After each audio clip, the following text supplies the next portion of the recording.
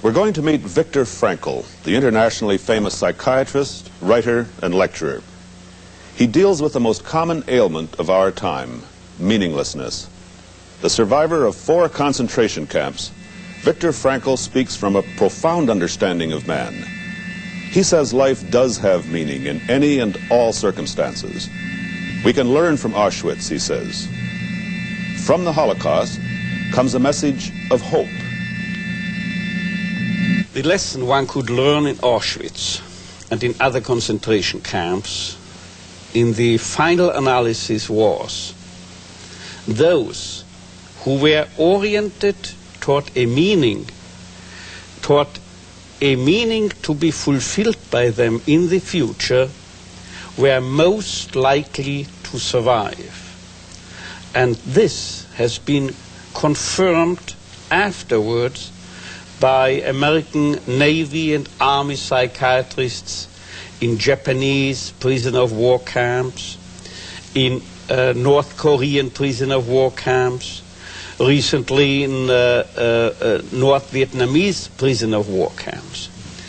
The orientation toward a future, toward a task, a personal task, waiting for them to be fulfilled in their future, or another person whom they were loving, to be met again, to be reunited with them again in the future.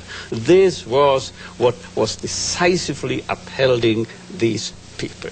So the orientation beyond oneself, you see, the question was not just survival, but there had to be a why of survival. The question was survival for what? Unless there was something or someone, a person or a cause, for whose sake to survive, there was survival scarcely possible. Most of us have never been in the concentration camp experience. We've never had to go through that horror and tragedy, and so one would think that today it would be easier to find meaning in life. And yet, I sense that it's more difficult in a sense today than it was in years past. Do you think that? You are absolutely right. Well, why is that? Because we are living in a society, either in terms of an affluent society or in terms of a welfare state. These types of societies virtually, or at least they are out, virtually to satisfy and gratify each and every human need. Consumer societies even creating needs, but the need for meaning, or as I'm used to referring to it, the will to meaning remains unfulfilled. It's what I'm used to calling recently the unheard cry for meaning. You scarcely will find any reference to what is the most fundamental and basic concern of man.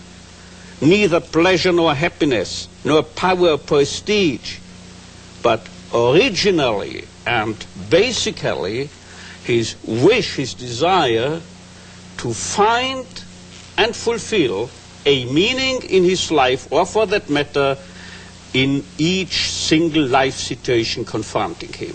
And if there is a meaning to fulfill, if he's aware, if he becomes cognizant of such a meaning, then he's ready to suffer, he's ready to offer sacrifices, he's ready to undergo tension, stress, and so forth, without any harm being done to his health. But if there is no meaning available, no meaning in his visual field, then he takes his life. And the meaning can be found everywhere, in the smallest hut.